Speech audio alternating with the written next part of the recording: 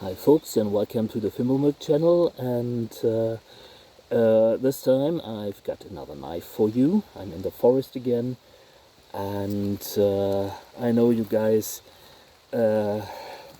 love longer blades, and I got something for you. Because this is a knife I made ages ago in an iron forge I helped found a funding club for in order to preserve the history of this really old smithy, and and we were forging with kids and with showing the craft, and one of my mentors gave me a piece of C60 then. I wasn't that knowledgeable then, and I made this little this big knife from it, and it's got selective temper and a convex bevel to 0, and I want to show you what it's doing. This is birchwood.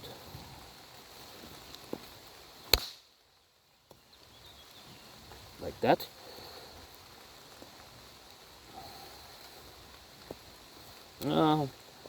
Want a batten, so okay, that's a little bit more knotted. So because look at that. Well, making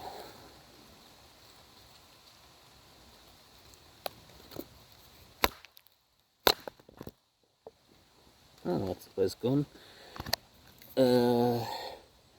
Didn't work out quite the way I was thinking it would, because I wanted to go fast, and that's never a good thing.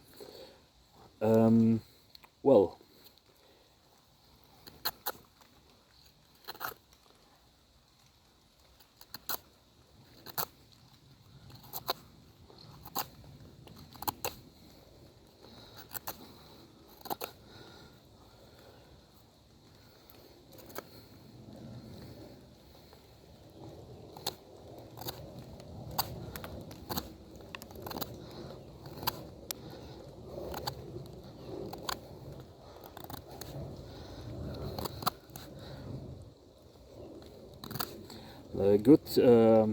the good thing about a longer edge line is that it actually can be beneficial in carving, and I know a lot of guys prefer a chopping technique, but if your blade's sharp, that's not necessary. It is possible, like that, but you can see there is no problem using it in a carving motion too. I'm going really fast here.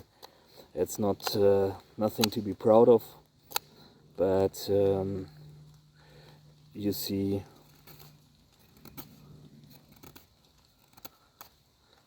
it actually does work as a carving knife too for more delicate tasks. If I forget to, I had blunter grind as in the tip in order to facilitate something because I originally thought to make it as sort of a dispatch knife for animals, but need to work on the tip a little bit, because it's actually blunt. So no spoon carving, no completing the spoon with a knife. What you can see is that it actually is possible to carve with a knife, and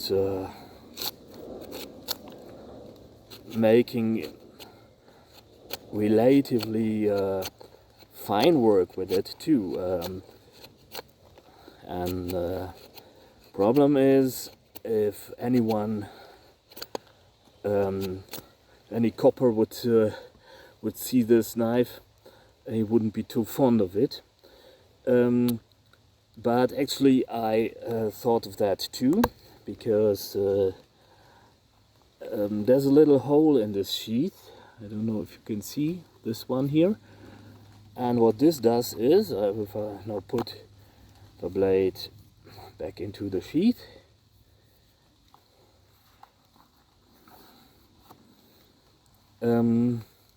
I got a little lock, and move it through the little hole. And what this does is it keeps the knife in the sheath, and it can't be drawn in anger.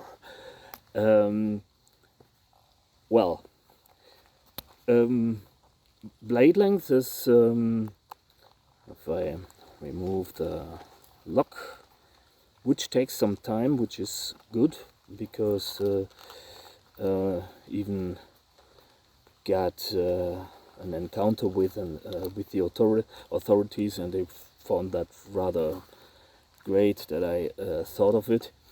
The blade length is 230 millimeters. Blade thickness is, what's that? I think it's 5 millimeters or something. As I said, convex bevel to 0, and well, these fullers don't do anything. They are just for aesthetic reasons. The handle is made from an old transmission belt from the smithy.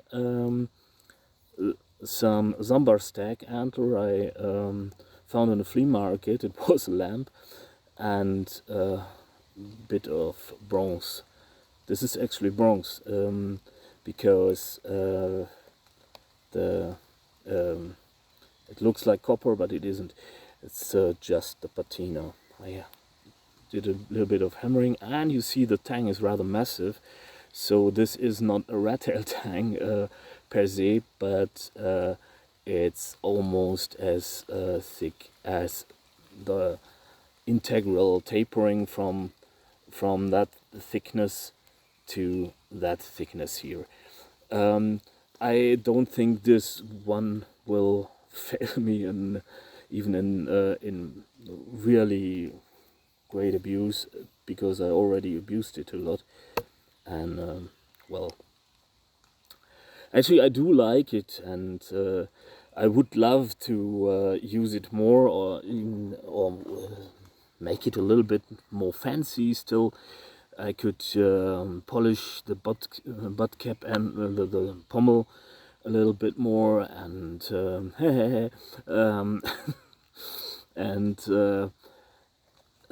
maybe do an engraving in the integral. But thing is, well, I can't carry it any, and it's, so why should I bother? This is what I've always been. This is one of the few longer knives I made, because when I was getting good enough for longer knives, I even made some sword blades, and but I failed to see the point to mount them, because they are more fuss than anything. And well, that's said.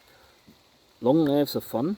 I'm not saying long knives suck, but thing is, in Germany